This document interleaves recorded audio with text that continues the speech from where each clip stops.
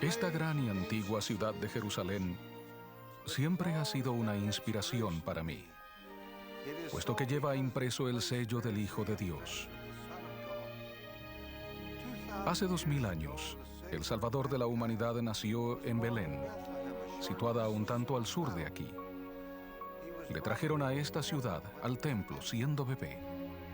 Aquí María y José oyeron las maravillosas profecías que pronunciaron Simeón y Ana acerca del niño que estaba destinado a ser el Salvador del mundo. Pasó su niñez en Nazaret de Galilea, que está hacia el norte. A los 12 años de edad, le trajeron de nuevo aquí, a Jerusalén, donde le halló su madre conversando con los doctores de la ley en el templo, los que estaban oyéndole y preguntándole. Y cerca de aquí, contemplando esta ciudad, él dijo con pesar: Jerusalén, Jerusalén, que matas a los profetas y apedreas a los que te son enviados.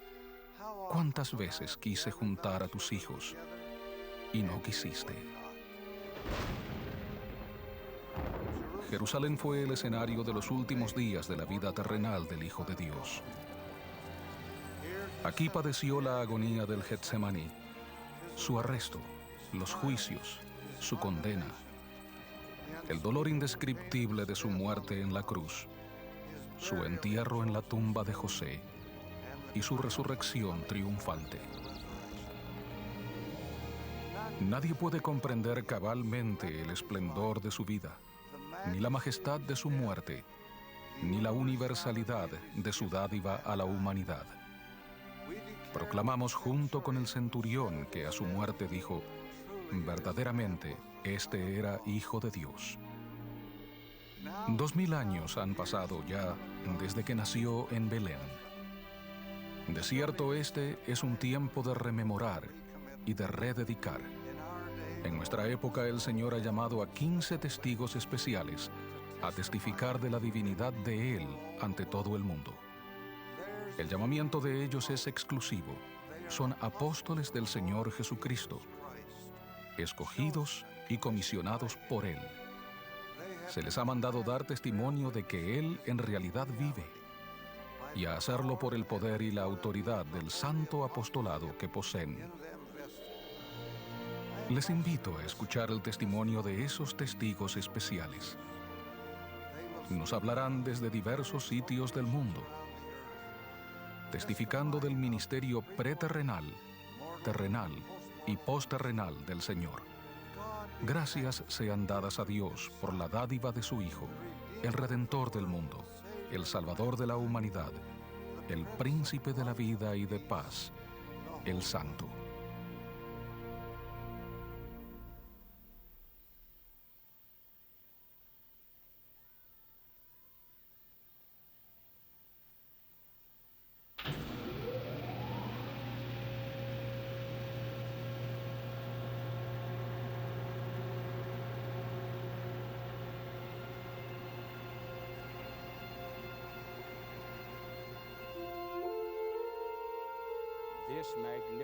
Este magnífico telescopio de gran alcance se ha situado a propósito por encima de la niebla tóxica para escudriñar con su potencia las galaxias.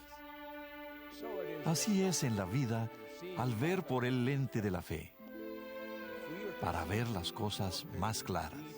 También nosotros debemos elevarnos por encima de la contaminación secular para, como dice el himno, contemplar maravillados la obra de todos los mundos por las manos de Dios creados, cual en el universo son mostrados. De otro modo, no podemos investigar el Evangelio universal de Jesús ni ver las cosas como realmente son.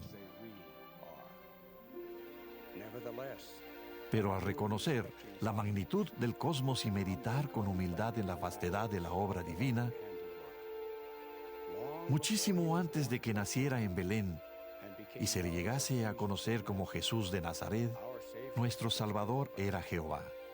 Ya entonces, bajo la dirección del Padre, Cristo era el Señor del universo, que creó incontables mundos de los cuales el nuestro es solo uno.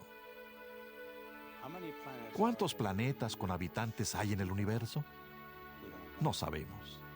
Pero no estamos solos en el universo. Dios no es el Dios de un solo planeta. Testifico que Jesús es en verdad el Señor del universo, que por Cristo, por medio de Él y de Él, los mundos son y fueron creados, y sus habitantes son engendrados hijos e hijas para Dios. Habiéndonos comprado con su sangre expiatoria en la gran y asombrosa expiación, Jesús llegó así a ser nuestro legislador. Mediante la obediencia a sus leyes y a sus mandamientos, podremos volver un día a su presencia y a la de nuestro Padre Celestial. Lo antedicho sobre el universo debiera hacernos caer de rodillas aún ahora, mucho antes del ulterior día del juicio, cuando toda rodilla se doblará y toda lengua confesará que Jesús es el Cristo. Testifico que Jesús cumplió esas grandes funciones como creador y legislador por su deseo de inmortalizar a todos los hijos de nuestro Padre Celestial, y con los más valientes vivir en la casa de su Padre, que tiene muchas moradas. Cuando Cristo vuelva, no regresará a la humildad del pesebre, sino que será reconocido como el Redentor y el Señor del universo. Entonces, en una gran manifestación del cielo, las estrellas caerán de sus lugares como testimonio de ello, de forma mucho más espectacular que a su nacimiento, cuando los astros brillando le prestaban su luz. No obstante, en la inmensidad de sus creaciones, el Señor del universo, que ve hasta cuando un pajarillo cae en tierra, es nuestro Salvador personal, de lo cual doy testimonio apostólico en el santo nombre de Jesucristo. Amén.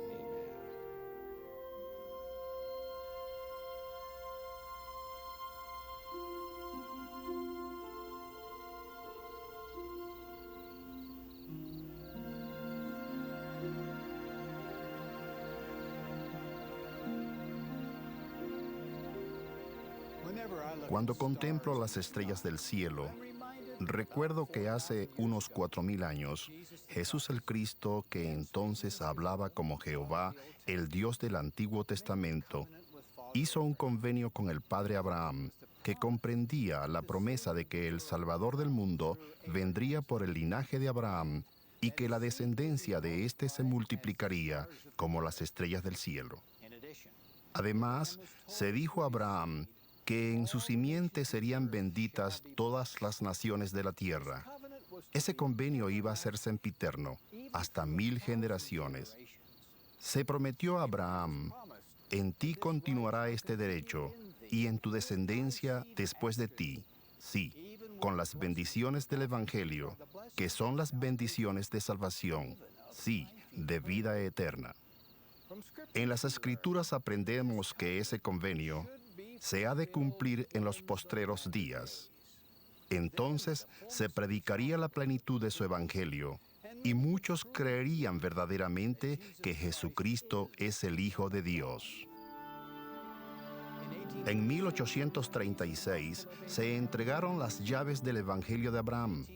En 1843, el Señor dijo al profeta José Smith que Abraham recibió promesas en cuanto a su posteridad y a la del fruto de sus lomos, de cuyos lomos eres tú. Esta promesa es para ti también, pues eres de Abraham. Hermanos y hermanas, ustedes también pueden recibir las bendiciones divinas prometidas al linaje fiel de Abraham. El Señor ha indicado que las bendiciones y responsabilidades de su sacerdocio son de ustedes debido a su fe, obras y linaje, el linaje que se les ha declarado en su bendición patriarcal. Sois herederos legítimos, ha dicho él. Vuestra vida y el sacerdocio han permanecido, y es necesario que permanezcan por medio de vosotros y de vuestro linaje. Las bendiciones supremas del convenio de Abraham se confieren en los santos templos. Esas bendiciones nos permiten levantarnos en la primera resurrección y heredar tronos, reinos, potestades, principados y dominios para nuestra exaltación y gloria en todas las cosas. El cumplimiento del antiguo convenio de Abraham es factible solo debido al Señor Jesucristo. Es Él quien nos ha posibilitado morar con Dios, con Él y con nuestras familias eternamente. Esta es su obra y su gloria. Yo le amo, testifico de Él y expreso mi sempiterna gratitud por Él, ahora y para siempre jamás.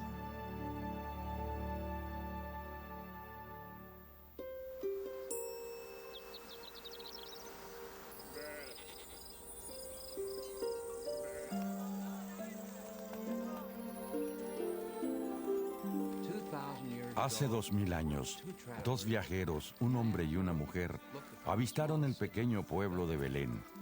Ella, estando encinta, había viajado desde Nazaret, un largo viaje que le había resultado muy difícil e incómodo. Debido a la repentina afluencia de visitantes, todos los cuartos y las posadas del pueblo estaban ocupados.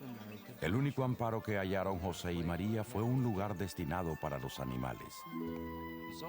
Y así nació él, Jesús el Cristo, el Mesías, el amado Hijo de Dios, el creador de soles, de lunas y de agitados océanos, yació envuelto en pañales en el entorno más humilde de la tierra. A muy tierna edad, y durante toda mi vida, me ha maravillado el bello relato del nacimiento del Señor y Salvador Jesucristo. Lo más conmovedor de todo ello fue que lo anunciaron los profetas del Antiguo Testamento y del Libro de Mormón. Ellos conocían el plan de salvación y la parte fundamental que Él tendría en la salvación de la humanidad. El canto de los ángeles que anunciaron a los pastores el mayor acontecimiento de la historia y los magos del oriente que siguieron la estrella de Belén, esos hechos asombrosos hicieron que amara y entendiera a nuestro Salvador. Como su nacimiento, así fue su vida, despreciado y desechado, varón de dolores, experimentado en quebranto, no tuvo dónde recostar su cabeza. Hoy día, cuando la gloria y la fama se traducen en recibir honores y riquezas mundanas, nos parece inconcebible que un hombre solitario, sin hogar, sin influencia política, hubiese cambiado el curso de la historia y de la eternidad. Pero yo les testifico que Él lo hizo. Jesús el Cristo enseñó las palabras de vida, mostró el camino de la verdad, de la paz y de la felicidad. Testifico que cuando Él anduvo en la tierra, miles le miraron a los ojos, anhelando una respuesta, buscando alivio al sufrimiento y al pesar, deseosos de que sus cargas se hiciesen más livianas. Todos los que le miraron a los ojos con fe hallaron curación, paz y felicidad. Como apóstol del Señor Jesucristo, les testifico hoy que llegará la hora en que cada uno de nosotros mirará a los amorosos ojos del Salvador. Y sabremos entonces con certeza que el niño que nació de María fue en verdad el Hijo de Dios, el Salvador del mundo. Sabremos que ningún pesar es tan grande, ningún dolor tan profundo, ninguna carga tan insoportable que Él no pueda aliviar. Él pide que creamos en Él, que aprendamos de Él, que nos esforcemos por seguir sus enseñanzas, que nadie olvide jamás lo sagrado de su nacimiento, viniendo a Él y guardando sus mandamientos. Es mi oración en el nombre de Jesucristo. Amén.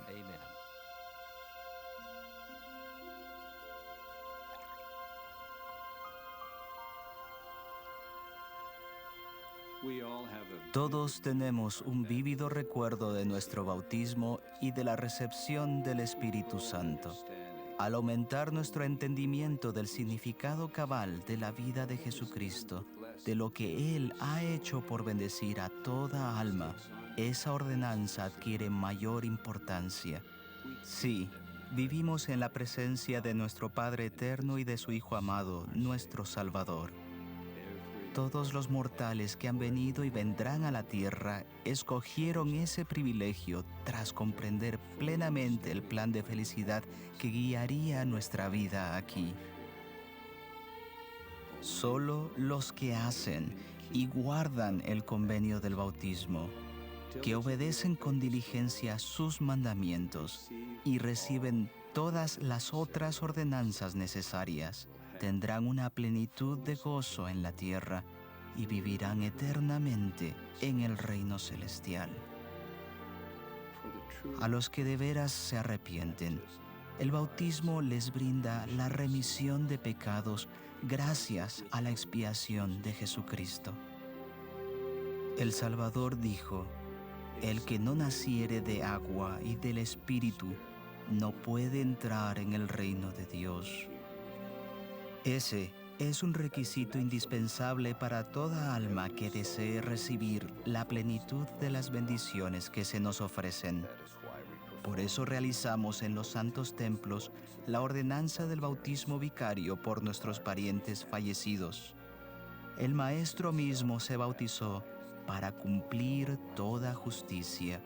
Él es nuestro ejemplo perfecto en todas las cosas. Testifico que nuestro Señor y Salvador Jesucristo es un ser resucitado que posee amor y compasión perfectos.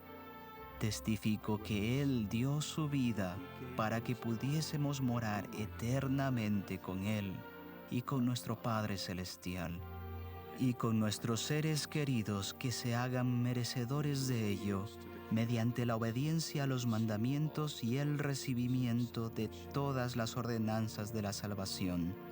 Testifico solemnemente que sé que el Salvador vive.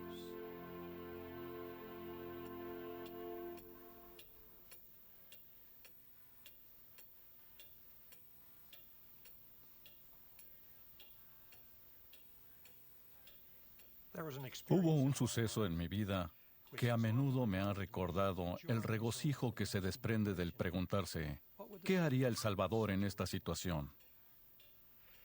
Llegué con los primeros infantes de marina que arribaron a las costas de Japón tras firmarse el Tratado de Paz al fin de la Segunda Guerra Mundial.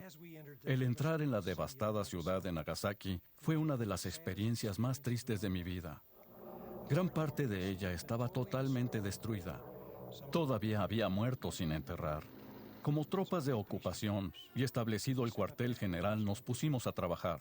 La situación era deprimente y algunos deseamos hacer algo más, por lo que pedimos permiso al capellán de división para reconstruir las capillas cristianas. Debido a las restricciones existentes durante la guerra, esas iglesias casi habían dejado de funcionar y sus edificios habían sufrido daños considerables. Un grupo nos ofrecimos para reparar y revocar esas capillas durante nuestro tiempo libre a fin de que volvieran a usarlas en sus servicios cristianos.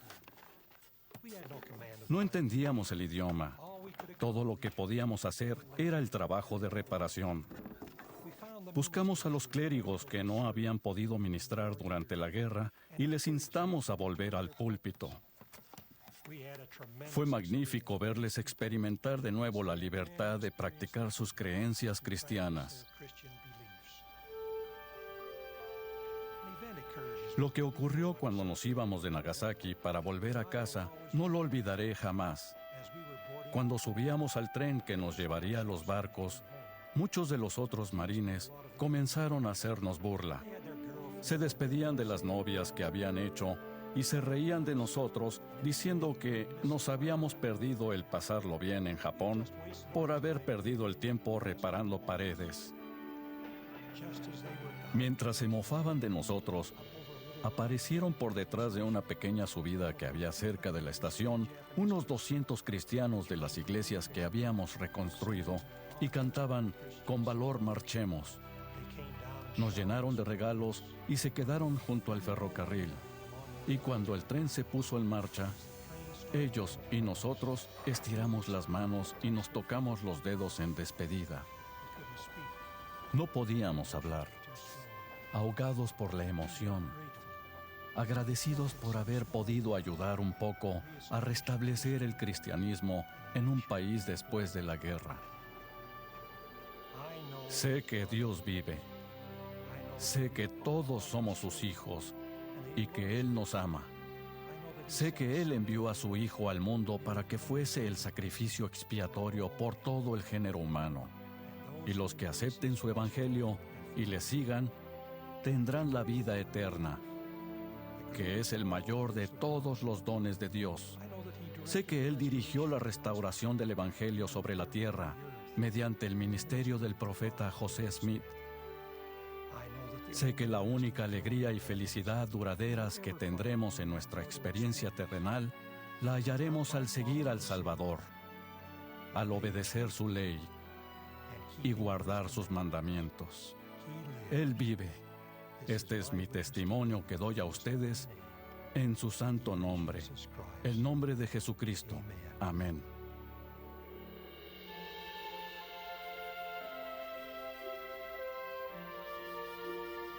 En la fachada oriental de este edificio están las palabras «La Casa del Señor». La primera vez que di unos pasos por el interior de este templo, tuve la sensación de que había estado aquí antes. De inmediato, se me ocurrió que lo que me era familiar era un sentimiento de paz más grande de lo que jamás había sentido, pero que creí reconocer y casi recordar. Antes de venir a esta vida, conocimos a nuestro Padre Celestial y a su amado Hijo. Sentimos paz al estar con ellos y añoramos el volver a estar con nuestros seres queridos. Los templos que han sido dedicados son lugares sagrados a donde puede venir el Salvador resucitado. En ellos sentimos la paz de la relación que tuvimos con Él en la vida anterior. Allí hacemos los convenios que nos ayudan a venir a Él en esta vida y los cuales le permitirán, si guardamos las promesas que le hicimos, llevarnos de nuevo al Padre con nuestra familia. Cada parte de estos edificios y todo lo que en ellos se lleva a cabo reflejan el amor del Salvador por nosotros y nuestro amor hacia Él. Eso lo sentí un día cuando me encontraba en una de las torres de este templo. En un pequeño cuarto que casi nunca se ha usado, vi exquisita carpintería de la era pionera. Recuerdo el asombro que me invadió al imaginarme a los obreros que con tanto cuidado habían tallado y acabado las molduras. Trabajaron con gran esfuerzo, sin herramientas eléctricas, en un lugar al que solo mirarían el Señor y seres celestiales. No lo hicieron para el hombre ni por elogios, sino para el Señor y su casa. Sabían, tal como yo, que Él vive y que había pedido a su pueblo que se congregara y fuese digno de edificarle un templo para que Él los dirigiese y bendijese. Sé que Él vive.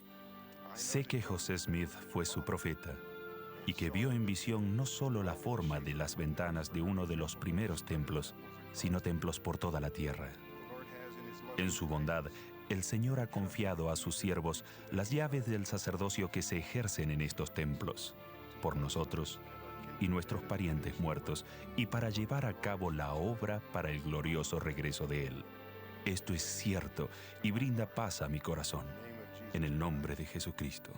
Amén.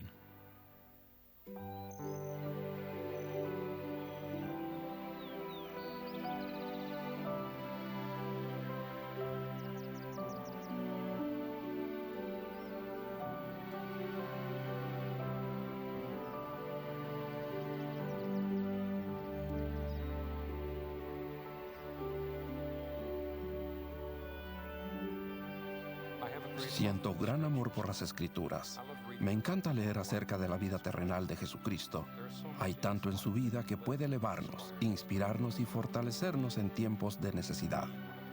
Para mí, uno de los capítulos más sagrados de las Escrituras es el 17 de Juan. El capítulo entero es una oración intercesora que Jesucristo le hizo a su Padre. En pocas palabras, Él dice: si el mundo tan solo te conociera como yo te conozco. Él le dice a su Padre que ha hecho todo lo que se le ha pedido hacer.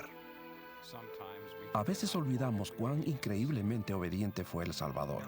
Todo lo que hizo, lo que dijo, fue porque era obediente a su Padre.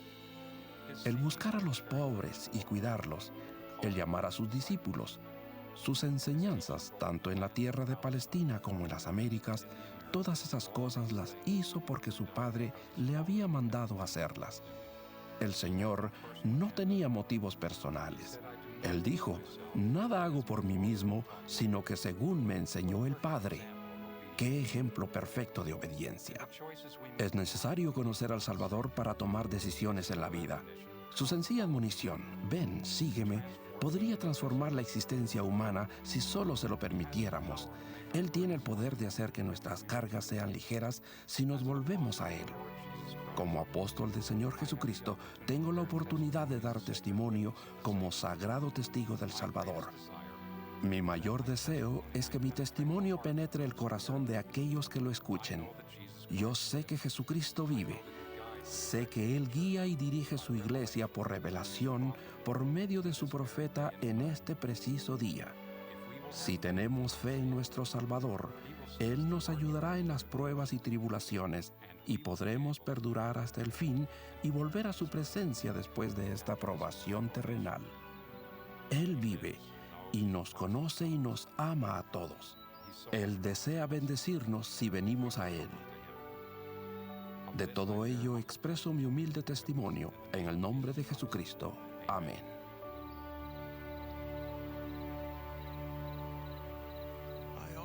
A menudo pienso en el momento en que hace algunos años el presidente Kimball me llamó para que fuera al templo. En ese tiempo yo era ayudante de los 12. Y él me llamó para que fuera a verlo al 4º piso del templo. Le dije que iría y él replicó: ahora mismo. Mientras me dirigía al templo, el corazón me empezó a latir más rápido, pues no sabía para qué me había pedido que fuera allí. Me llevó a un pequeño cuarto en el que yo nunca había estado. Y ahí el presidente Kimball me entrevistó en cuanto a mi dignidad. Y naturalmente, me quedé sorprendido por la manera en que me hablaba, ya que no tenía idea del por qué me encontraba allí. Luego me indicó que nos pusiéramos de pie.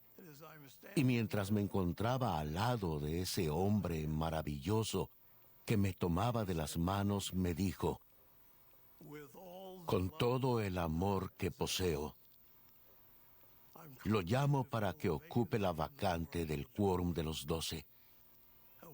Cuando dijo eso, pensé que me iba a desmayar del susto. Me quedé perplejo. Después de ese llamamiento, pasé noches en vela, meditaba en lo ocurrido y le daba vueltas al asunto en mi mente. Él no dijo, como presidente de la iglesia, sino que dijo, al modo tan humilde de él, con todo el amor que poseo. Y me di cuenta de que lo que me estaba enseñando era en cuanto al amor, el amor que el Salvador espera que obtengamos, que demostremos y pongamos de manifiesto, que sintamos en nuestros corazones y nuestras almas a fin de enseñar el Evangelio debidamente. Al visitar a la gente de otras partes del mundo y dar testimonio del Dios viviente, viene a mi corazón el cálido y reconfortante sentimiento de que Él es real, de que Dios vive, de que Él es nuestro Padre Celestial y de que Jesús es el Cristo, el Hijo unigénito en la carne. Sé que eso es verdadero. De esas cosas doy mi afirmación, mi testimonio, mi conocimiento y el fervor que llevo en mi corazón de que esto es verdadero, en el nombre de Jesucristo nuestro Salvador. Amén.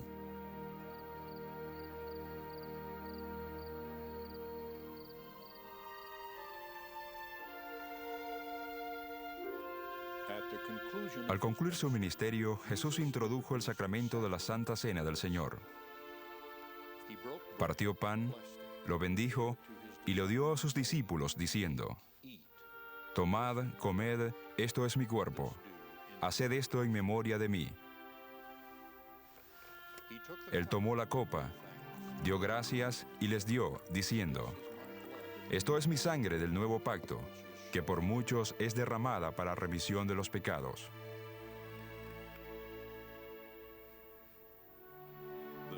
El sacramento de la Cena del Señor es una renovación de los convenios y de las bendiciones del bautismo. Se nos manda arrepentirnos de nuestros pecados y venir al Señor con un corazón quebrantado y un espíritu contrito y participar de la Santa Cena. Al tomar de este pan, testificamos que estamos dispuestos a tomar sobre nosotros el nombre de Jesucristo y a recordarle siempre y a guardar sus mandamientos. Cuando obedecemos este convenio, el Señor renueva el poder purificador de nuestro bautismo. Nos hallamos limpios y siempre podemos tener su Espíritu con nosotros. La administración de la Santa Cena y la renovación de convenios y la purificación que se llevan a cabo al participar de la Santa Cena son los actos más importantes de la adoración dominical de los santos de los últimos días. Lo hacemos en memoria de la sangre del Hijo unigénito, Jesucristo. Él ocupa el lugar central de nuestra fe. Él es nuestro Salvador y nuestro Redentor. Este año en el que celebramos el 2000 aniversario de su nacimiento, agrego mi testimonio al de sus otros apóstoles. Testifico que Él vive y que nos ama. Testifico que Él, como la luz y la vida del mundo, ha proporcionado la vía para que regresemos a nuestro hogar celestial, a disfrutar de la compañía y de las más grandes bendiciones de Dios, nuestro Padre eterno. Sí, la vida eterna, el mayor de todos los dones de Dios. En el nombre de Jesucristo. Amén.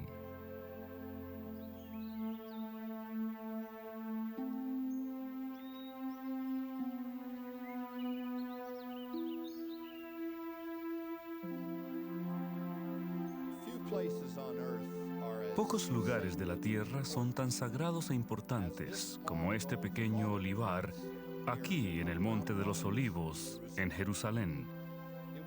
Fue aquí, en el jardín de Getsemaní, en su última noche en la tierra, que Jesús dejó a sus apóstoles y descendió solo a las profundidades de la agonía, que sería su sacrificio expiatorio por los pecados de todo el género humano.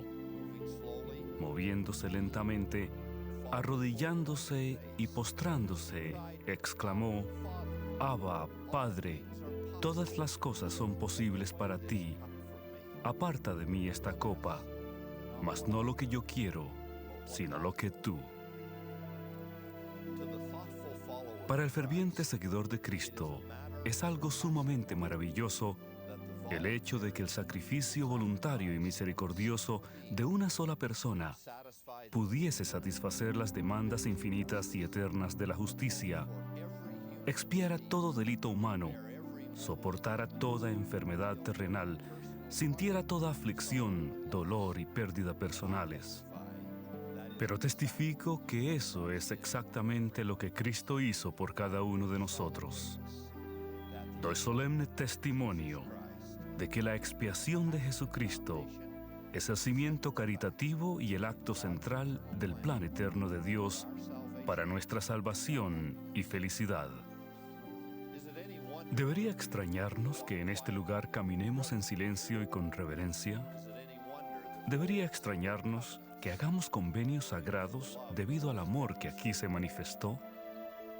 ¿Debería extrañarnos que Cristo, el mayor de todos, bebiera aquí la amarga copa y no desmayara, para que no sufriéramos si nos arrepentimos y venimos a Él?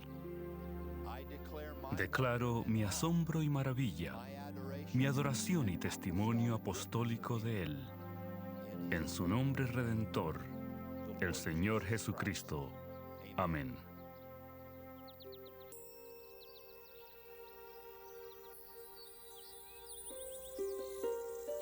Justo en las afueras de Jerusalén, en este lugar, o cerca de aquí, se encontraba la tumba de José de Arimatea, donde se dio sepultura al cuerpo del Señor. Al tercer día, después de sepultarlo, vinieron María Magdalena y la otra María a ver el sepulcro. Y hubo un gran terremoto, porque un ángel del Señor descendiendo del cielo y llegando, removió la piedra y se sentó sobre ella. Mas el ángel dijo a las mujeres: No temáis vosotras, porque yo sé que buscáis a Jesús, el que fue crucificado. No está aquí, pues ha resucitado como dijo. Venid, ved el lugar donde fue puesto el Señor. Estas son las palabras más reconfortantes de toda la historia de la humanidad. La muerte, universal y definitiva, había sido conquistada. ¿Dónde está, oh muerte, tu aguijón? ¿Dónde, oh sepulcro, tu victoria? El Señor resucitado apareció primero a María. Él le habló y ella contestó. Él era real, estaba vivo. Aquel cuyo cuerpo había sido sepultado en muerte.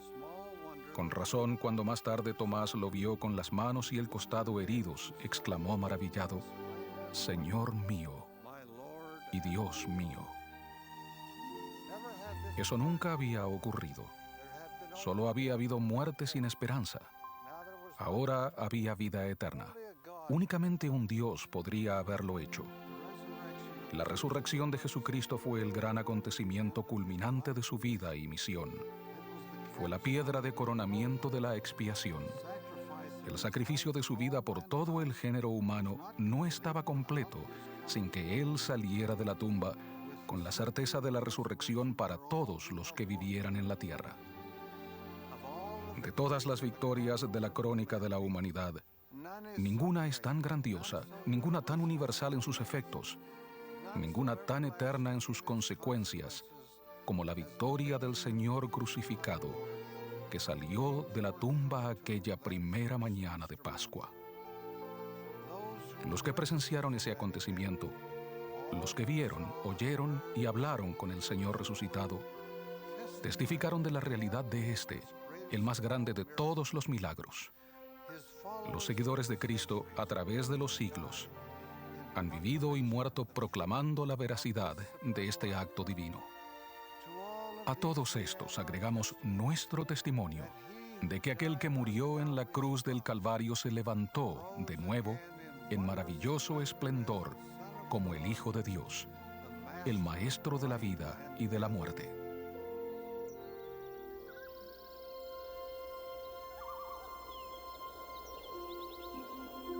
Cuando al principio el Salvador mandó a sus apóstoles, id por todo el mundo, su iglesia era muy pequeña, con miembros esparcidos en la región geográfica que hoy se conoce como el Medio Oriente. Sus dinámicos apóstoles, como Pedro, Santiago, Juan y Pablo, que viajaban mayormente a pie o en barco, hicieron todo lo posible para mantener unido al pequeño rebaño. Pero las distancias y la falta de comunicación hicieron la obra muy difícil. Ellos mismos sabían que el futuro traería una apostasía de las enseñanzas del Evangelio. Sabían también que un día vendría al mundo una restauración de la plenitud del Evangelio de Jesucristo. Testifico que la restauración del Evangelio se llevó a cabo, empezando con la aparición de nuestro Padre Celestial y del Señor Jesucristo al profeta José Smith en la primavera de 1820. Desde aquel día glorioso, más de 90 hombres han sido llamados a servir como apóstoles con la misma responsabilidad que tenían los de antaño, de enseñar a todas las naciones que Jesús es el Cristo, el Hijo de Dios, nuestro Padre eterno. Hoy, gracias a los aviones de retropropulsión y a la extraordinaria tecnología, nuestro ministerio se extiende hasta las partes más remotas del mundo. Desde 1820, más de 750,000 misioneros regulares han prestado servicio en el mundo, enseñando y testificando acerca de Cristo en más de 100 idiomas y en 137 naciones y territorios. Les testifico que la voluntad de nuestro Padre Celestial, a través de su amado Hijo, el Señor Jesucristo, es que esta obra siga adelante. Es por Él y por medio de Él que nuestros misioneros expresan su humilde y sincero testimonio. Soy testigo de ello. Llegué a saber por mí mismo acerca de la veracidad de esta obra y de la divinidad del Salvador mientras servía como misionero en Inglaterra hace 50 años. Lo sé con más certeza hoy día, mediante experiencias demasiado numerosas y sagradas para mencionarlas. Este es su evangelio.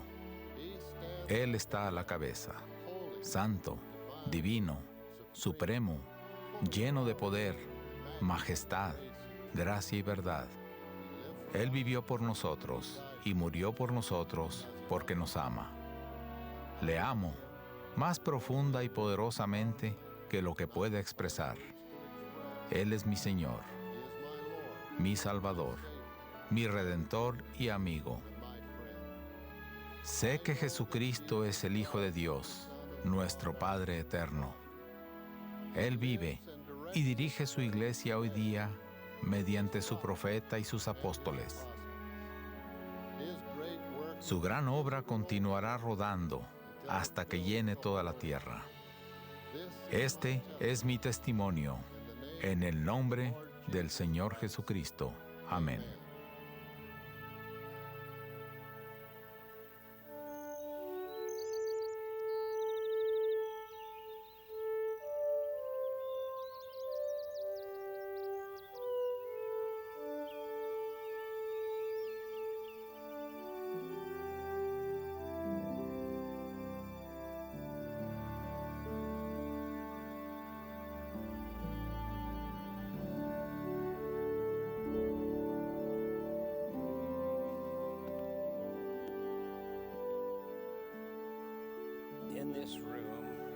En esta sala, el 3 de abril de 1836, se cumplió una profecía que se había dado hace más de 2000 años.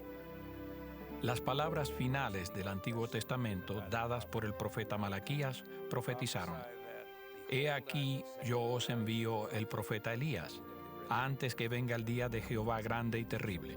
Él hará volver el corazón de los padres hacia los hijos y el corazón de los hijos hacia los padres, no sea que yo venga y hiera la tierra con maldición».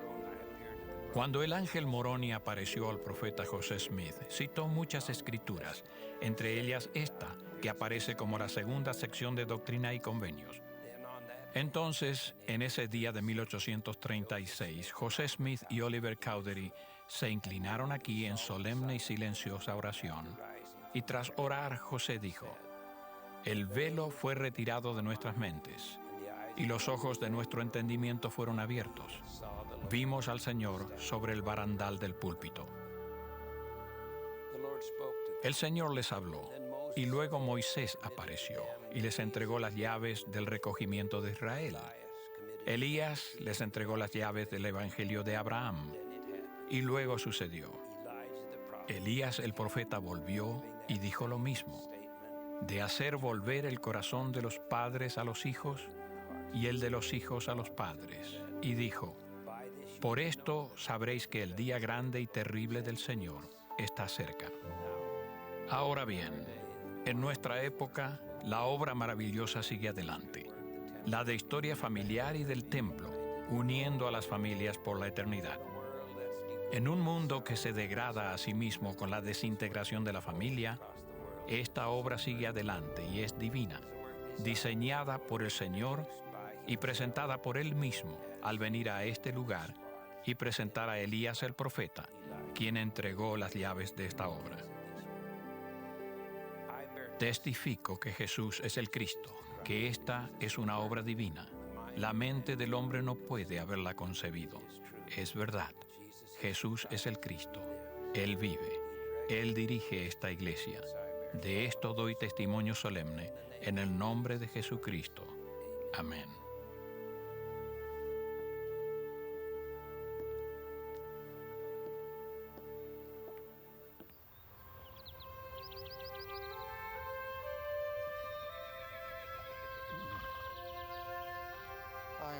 Me siento humilde al estar en este terreno sagrado de la histórica Nabú. Esta ciudad también se conocía como la ciudad de José, Así se le llamaba en honor a José Smith, su fundador. Él fue el que vio en visión a Dios, el Padre, y a su Hijo Jesucristo en la arboleda sagrada en Palmyra, Nueva York. Su vida es un testamento de que Él se comunicó con el Cristo para traer a la tierra más verdad espiritual, llaves y autoridad que cualquier otro profeta. Aquí ocurrió mucho de la importante historia de los primeros días de nuestra iglesia. Aquí se erigió un templo magnífico. Fue el segundo edificado en esta dispensación. El templo de Nabú se construyó para que los miembros de la iglesia recibieran las bendiciones más elevadas que Dios tiene para su pueblo. Al caminar por estas piedras de los cimientos sagrados del templo de Nabú, mi alma se siente sobrecogida. El último día, antes de que se cerrara el templo y los santos se marcharan, muchos de ellos prácticamente vivieron en el templo.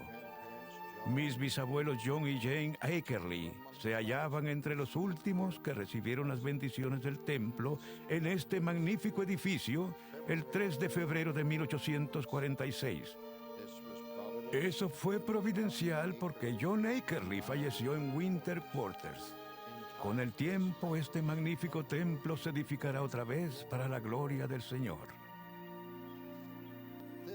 Aquí es donde la pila bautismal del templo se hallaba ubicada. El Salvador dijo a Nicodemo: el que no naciere de agua y del Espíritu no puede entrar en el reino de Dios. La salvación, tanto para los vivos como para los muertos, depende de esta y de otras ordenanzas, todo lo cual es una confirmación poderosa de mi creencia de que Jesús es el Cristo. En los Getsemanís de la vida que todos tenemos, y con frecuencia en mi llamamiento actual, me he arrodillado para acudir en busca de ayuda con un espíritu humilde al único lugar que podía hacerlo. A menudo agonizaba en el espíritu, suplicando a Dios de todo corazón que me sostuviera en la obra que he llegado a apreciar más que la vida misma. En ocasiones he sentido la terrible soledad de las heridas del corazón, de la intensa agonía, los bofetones de Satanás y el consuelo cálido y protector del Espíritu del Maestro. También he sentido la abrumadora carga de las dudas personales por considerarme incapaz e indigno, el momentáneo sentimiento de estar desamparado para ser luego fortalecido más de lo que esperaba. He ascendido a un monte Sinaí espiritual docenas de veces en busca de comunicación y de instrucciones. Ha sido como si ascendiera penosamente un casi verdadero monte de la transfiguración, y en ocasiones he sentido gran fortaleza y poder en la presencia del Divino. Este sentimiento sagrado y especial ha sido una sustentadora influencia y a menudo un compañero íntimo. Al servir en el llamamiento del Santo Apostolado, considero que soy un hombre muy común. Aún así, reconozco con agradecimiento un don especial. Tengo el conocimiento certero de que Jesús de Nazaret es nuestro Salvador divino. Yo sé que Él vive. Sé que mediante la agonía inexpresable de la expiación, los hombres y las mujeres, si se arrepienten, pueden ser perdonados de sus pecados. Debido al milagro de la resurrección, todos resucitarán. Siento su amor y me asombra el precio que Él pagó por cada uno de nosotros. Me pregunto cuántas gotas de sangre se derramaron por mí. Este es el testimonio que doy de Él. Sí, en el nombre de Jesucristo. Amén.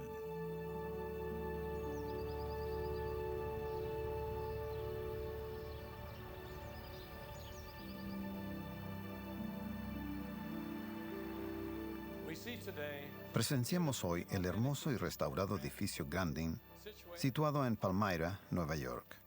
La restauración del edificio Grandin ha cumplido su objetivo: mantener la integridad histórica del edificio y permitir que el visitante se vea envuelto en la historia de la época. Aquí es donde se publicó la primera edición del Libro de Mormón, con un total de 5,000 ejemplares, un número inusualmente elevado para los negocios de imprenta rurales.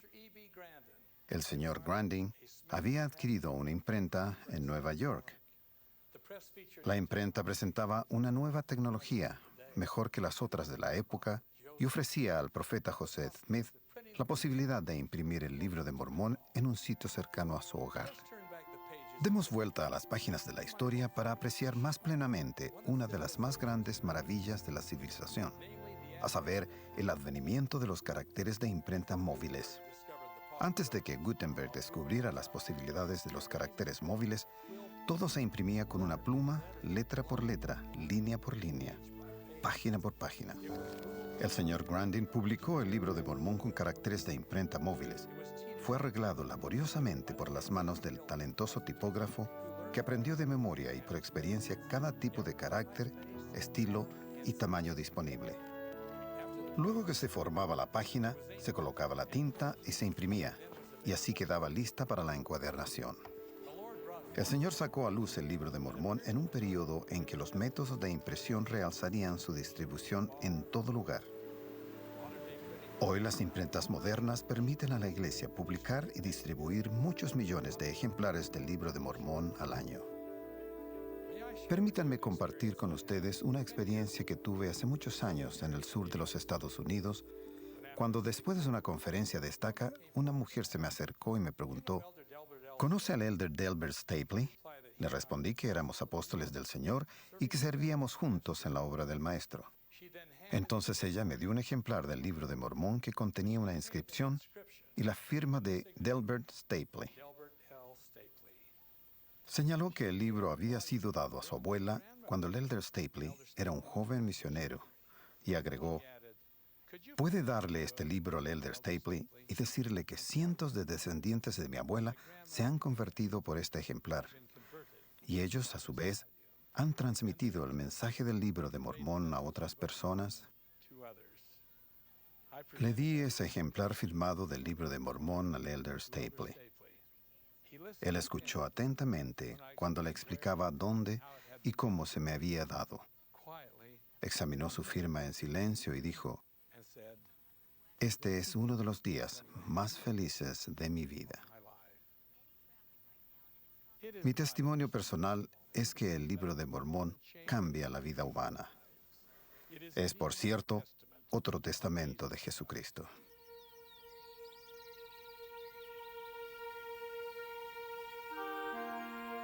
Qué privilegio es estar aquí en el Cerro de Cumorah y reflexionar en los momentos trascendentales que se desplegaron el 22 de septiembre de 1827, cuando el joven labrador y profeta tomó caballo y carruaje y al caer la noche se dirigió al cerro donde recibió un antiguo registro del ángel Moroni.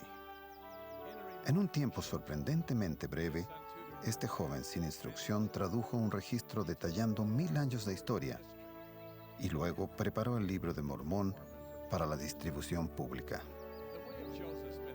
Lo que logró José Smith se cristalizó con un esfuerzo monumental a pesar del espíritu malvado de la crítica. Más tarde, él declaró, pero mediante la sabiduría de Dios, las planchas permanecieron seguras en mis manos hasta que cumplí con ellas lo que se requirió. Cuando el mensajero, de conformidad con el acuerdo, llegó por ellas, se las entregué. Este hermoso lugar del Jardín de Dios atrae en forma literal a millones de visitantes, la mayoría de los cuales vienen a presenciar el espectáculo al aire libre del Cerro de Cumorah. El visitante suele venir con una actitud de curiosidad y parte con el alma conmovida por el Espíritu del Señor. El Libro de Mormón es un nuevo testigo de Jesucristo. Su mensaje se ha esparcido por toda la tierra y lleva a sus lectores al conocimiento de la verdad. Contesta la aguda y universal pregunta mejor formulada por Job de antaño. Si el hombre muriere, ¿volverá a vivir? Hace muchos años acudí a un llamado que se me hizo a la cabecera de la cama de Robert Williams, un padre joven que yacía moribundo. Su esposa y sus 2 hijos se mantenían a su lado y aunque tratábamos de tener valor, había lágrimas en nuestros ojos. Robert me preguntó, ¿a dónde irá mi espíritu cuando yo muera? Yo ofrecí una oración en silencio y luego noté que en su mesa de luz había una combinación triple. Tomé el libro y di vuelta unas páginas. De pronto descubrí que, sin esfuerzo de mi parte, me había detenido en el capítulo 40 de Alma en el libro de Mormón, y le leí a Robert estas palabras. He aquí, un ángel me ha hecho saber que los espíritus de todos los hombres, en cuanto se separan de este cuerpo mortal, sí, los espíritus de todos los hombres, sean buenos o malos, son llevados de regreso a ese Dios que les dio la vida. Y los espíritus de los que son justos serán recibidos en un estado de felicidad que se llama paraíso, un estado de descanso, un estado de paz, donde descansarán de todas sus aflicciones y de todo cuidado y pena. Al continuar leyendo sobre la resurrección, se irradió su rostro. Una sonrisa adornó sus labios y su cuerpo cansado y enfermo durmió. Entonces me despedí de su esposa e hijos. Volví a verlos en el funeral de Robert Williams. En los preciosos rincones de la memoria, recuerdo esa noche en la que un padre suplicaba por la verdad y escuchó la respuesta a su pregunta desde el libro de Mormón. Fui yo el que leyó las palabras, pero Dios dio vuelta a las páginas. Sí, nuestro Padre Celestial contesta nuestras oraciones en su propio tiempo y a su manera. Doy testimonio apostólico de que Jesús es el Salvador del mundo y de que Él y su Padre se aparecieron al profeta José Smith para dar comienzo a la dispensación del cumplimiento de los tiempos. Y así lo declaro en el santo nombre de Jesucristo. Amén.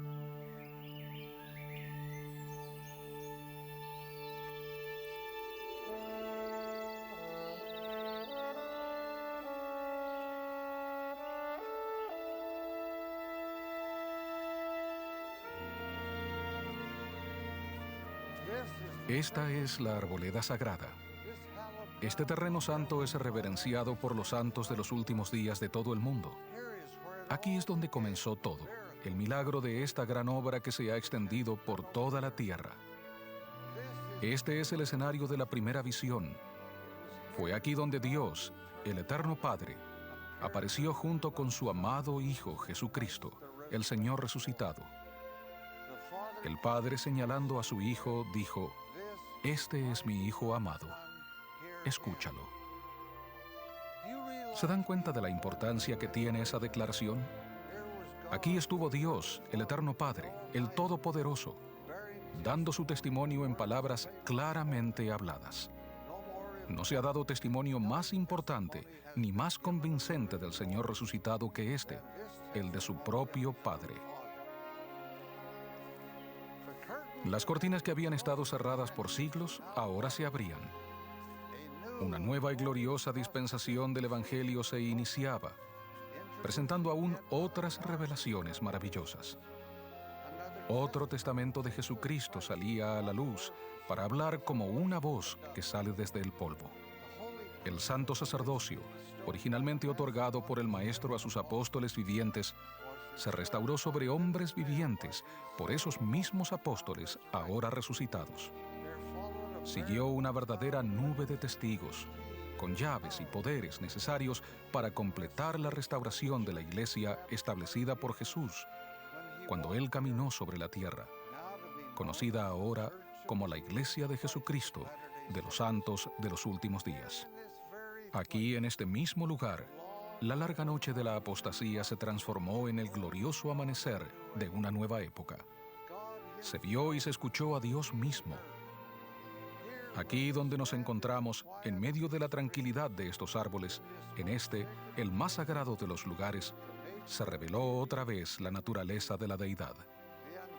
La mente despejada y receptiva de un muchacho se convirtió en el instrumento de la revelación que aquí se dio y de las muchas más que seguirían. Siendo yo el 15º sucesor de José Smith y el portador del manto profético que vino sobre él, declaro solemnemente mi testimonio de que el relato del profeta José de esos eventos es verdadero, que aquí el Padre dio testimonio de la divinidad de su Hijo, de que el Hijo instruyó al joven profeta, y que siguió una serie de acontecimientos que llevaron a la organización de la única iglesia verdadera y viviente sobre la faz de toda la tierra, con la cual dijo: yo, el Señor, estoy bien complacido. De la realidad y de la personalidad del Dios viviente y de su Hijo, nuestro Redentor, soy testigo reverente y solemne, y hablo estas palabras por el poder del Espíritu Santo, en el nombre sagrado de Jesucristo. Amén.